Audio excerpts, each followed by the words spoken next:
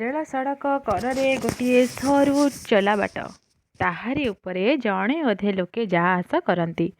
ଦିଓଟି ଗୋଟିଏ ମାଇପେ ମାଣିଆ ବନ୍ଧ ଲୁଗା ପିନ୍ଧି କାହା କାଖରେ ପିଲାଟିଏ, କିଏ ହଳଦୀ ମଥା କଷା ବୋଳି ହୋଇ ଜଣେ ବାଟୁଆ ଜଗା କାଉଁଳି ପକା ମରଦ ପଛରେ ଚାଲିଛି।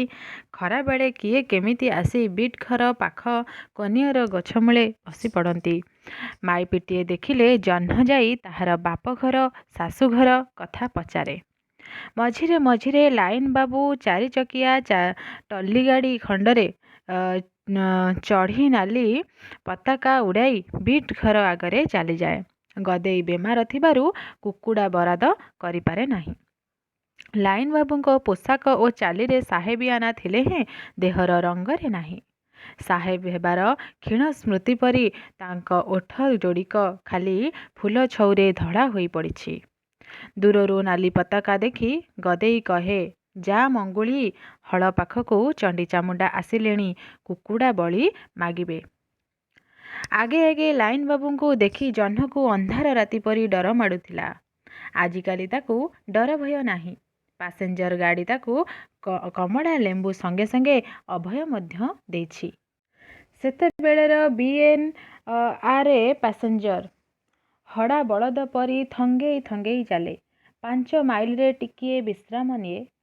ସବୁ ଷ୍ଟେସନରେ କାନ୍ଧରେ ଫଳ ଝୁଡ଼ିଟା ଥୋଇ ଏବଂ ହାତରେ ସୋଡ଼ା ବୋତଲ ଧରି ଚା ଗରମ, ବିଡ଼ି ସିଗାରେଟ୍। ଆରେ ନାଥିଆ, ହେ କୁଲି ଭିତରେ କାମ ବିଚରାକୁ ଗାଡ଼ିଟାଏ ଏ ମୁଣ୍ଡରୁ ସେ ମୁଣ୍ଡ ଯାଏ ଥରେ ଡାକିବାକୁ ହୁଏ, ସୋଢ଼ା କେଲା ପ୍ୟାରା। ଦିନେ ଚଢ଼ା ପୁରୀ କଲିକତା। ବେଶ୍ ଚଳନ୍ତ ଜୀବନ୍ତ। ଦାମକୁ ବୋଧହୁଏ ଜଗତ ଗୋଟିକର ସ୍ଥିର ରହିଛି। ସେହି କେବଳ ରୋଜିନା ଦଉଡ଼ୁଛି। ଦାମ, ଏଠି ଆଉ ଗୋଟେ ଚରିତ୍ର ଆସିଲା।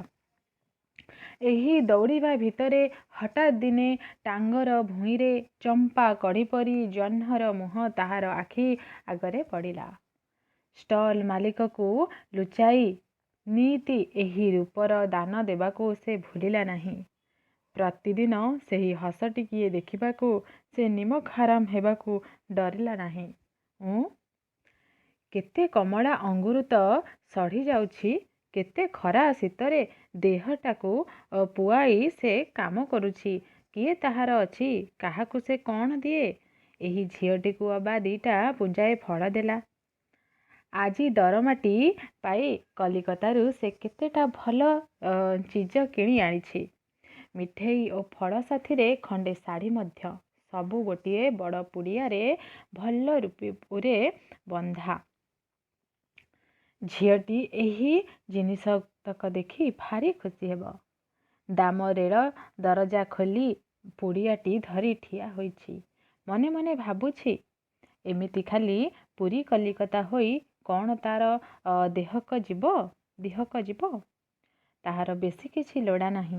ଏହିଭଳି ଖଣ୍ଡିଏ ଛୋଟ ଘର ଓ ଜହ୍ନ ପରି ଗୋଟିଏ ସୁନ୍ଦର ସ୍ତ୍ରୀ ବା ସୁନ୍ଦର ଝିଅ।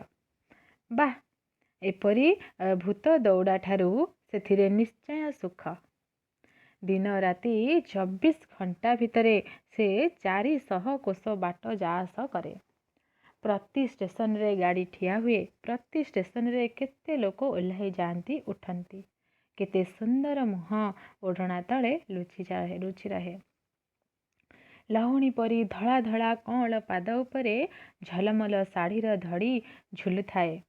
ଦାମ ସେ ସବୁକୁ ଚାହିଁ ନ ଚାହିଁଲା ପରି ଗାଡ଼ିର ଏପାଖରୁ ସେପାଖ ଯାଏ ଚାଲି ଡାକିଯାଏ, ସୋଢ଼ା କେଲା ପ୍ୟାରା। ଗାଡ଼ି ଚାଲିଲା ବେଳେ ବାଟରେ ଘାଟରେ ଗାଧୁଆ ତୁଠରେ କେତେ ସୁନ୍ଦର ମୁହଁ ନିଇତି ଦାମ ଆଖିରେ ପଡ଼େ। କିନ୍ତୁ ମନେ ହୁଏ ସବୁ ସୁନ୍ଦର ମୁହଁ ଯେମିତି ଜହ୍ନଠାରୁ ଠୁଳ ହୋଇଛି। କେତେ ପାହାଡ଼ ଜଙ୍ଗଲ କାଟି ଗାଡ଼ି ଚାଲିଛି। ସବୁ ଜାଗାଗୁଡ଼ାକ ସାଥିରେ ଦାମର ଭଲ ଚିହ୍ନା ପରିଚୟ। ଆଜି ସେ ସବୁକୁ ଦେଖି ମଧ୍ୟ ସେ ଦେଖି ନାହିଁ। ନେଳି ପତାକାଟିଏ ଧରି ଜହ୍ନ ଠିଆ ହୋଇଥିବାର ବହୁତ ଦୂରରୁ ତା ଆଖି ଆଗରେ ପଡ଼ିଲା। ଦୂର ପାହାଡ଼ ତଳେ ସୂର୍ଯ୍ୟ ଅସ୍ତ ହୋଇଛି। କିନ୍ତୁ ପିଚକାରି ମାରିଲା ପରି ପଶ୍ଚିମ ଆକାଶଟାକୁ ଲାଭ କରି ଦେଇଛି। ତାହାରି ଆଗରେ ଖଣ୍ଡେ ହଳଦିଆ କସ୍ତା ପିନ୍ଧି ଓ ନେଳି ପତାକାଟିଏ ଧରି ଜହ୍ନ ଗୋଟିଏ ଛବି ପରି ଠିଆ ହୋଇ ହସୁଛି। ଦାମ ସେହି ହସକୁ ଲୋଲୁପ ଆଖିରେ କେତେବେଳ ଯାଏ ଚାହିଁ ରହିଥିଲା ତାହା ସେ ଜାଣେ ନାହିଁ। କିନ୍ତୁ ଗାଡ଼ିଟା ବିଟ୍ ଘର ଡେଇଁଯିବା ପରେ ହଠାତ୍ ତାହାର ଖିଆଲ ହେଲା। ଝୁଲି ପଡ଼ି ସେ ଜହ୍ନ ଆଡ଼କୁ ଚାହିଁଲା, କିନ୍ତୁ ଗୋଡ଼ ଦୁଇଟାକୁ ଗାଡ଼ି ଉପରୁ ସିଧା କରି ରଖିପାରିଲା ନାହିଁ। ଗାଡ଼ି ଖଣ୍ଡେ ଦୂର ଯାଇ ଠିଆ ହୋଇଗଲା। ଗାର୍ଡ ସାହେବ ଗାଡ଼ି ଭିତରୁ ଆଉ କେତେ ଲୋକ ଓହ୍ଲାଇ ପଡ଼ି ଦୌଡ଼ି ଦୌଡ଼ି ଗଲେ। ଜହ୍ନ ବିଚାରି କିଛି ବୁଝିପାରିଲା ନାହିଁ। ଗାଡ଼ିଟାକୁ ଏହି ପହିଲି ଥର ବିଟ୍ ଘର ପାଖରେ ଠିଆ ହେବାର ଦେଖି ତାହାର ଚକ କେମିତି, ଦରଜା କେଉଁଠି, ଝରକା କେତେଟା ଉଣ୍ଡିବାକୁ ଲାଗିଲା। କିନ୍ତୁ ବିଟ୍ ଘରର ଅଳ୍ପ ଦୂରରେ ଲୋକେ ଯେତେବେଳେ ଜମା ହୋଇଗଲେ, ଜହ୍ନର ଆଖି ସେହି ଆଡ଼କୁ ପଡ଼ିଲା। ଦାମର କୁର୍ତ୍ତା ଖଣ୍ଡ ରକ୍ତରେ ଚୁଡ଼ୁବୁଡ଼ୁ। ତାଳୁ ଫାଟି ରକ୍ତଧାର ବୋହି ଆସି ପାଟିରେ ଲାଗିଛି। ମୁଣ୍ଡର ବାଳଗୁଡ଼ାକ ଲହୁରେ ଲଟପଟ ହୋଇ ବଡ଼ ବିକଳ ଦିଶୁଛି। ଦୁଇଜଣ ଲୋକ ଧରାଧରି କରି ତାକୁ ଗାଡ଼ି ଭିତରକୁ ଉଠାଇଲେ। କାଗଜ ପୋଡ଼ିଆକୁ ଜହ୍ନ ଆଉ ଦେଖିପାରି ନାହିଁ। ଆସ୍ତେ ଆସ୍ତେ ଗାଡ଼ି ଛାଡ଼ିଦେଲା। ଗାଡ଼ି ଯିବା ପରେ ଲୋକେ ରୁଣ୍ଡ ହୋଇଥିବା ଥାନାକୁ ଜହ୍ନ ଚାଲି ଚାଲି ଗଲା। ଟାଙ୍ଗରା ଉପରେ ଦାମର କଞ୍ଚା ଲହୁ ମନ୍ଦା ମନ୍ଦା ହୋଇ ପଡ଼ିଛି।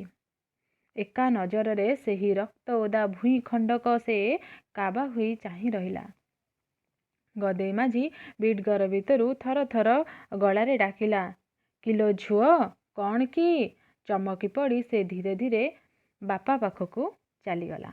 ଏଇଠି ଆମର ସରିଯାଇଛି ବିଟ୍ ଘର ଓ ରେଲଗାଡ଼ି ଗଳ୍ପଟି। ଏଇ ଗଳ୍ପଟି ଆପଣମାନଙ୍କୁ କେମିତି ଲାଗିଲା ନିଶ୍ଚୟ ଭାବରେ ଗୋଟେ କମେଣ୍ଟ କରିକି ଜଣେଇବେ।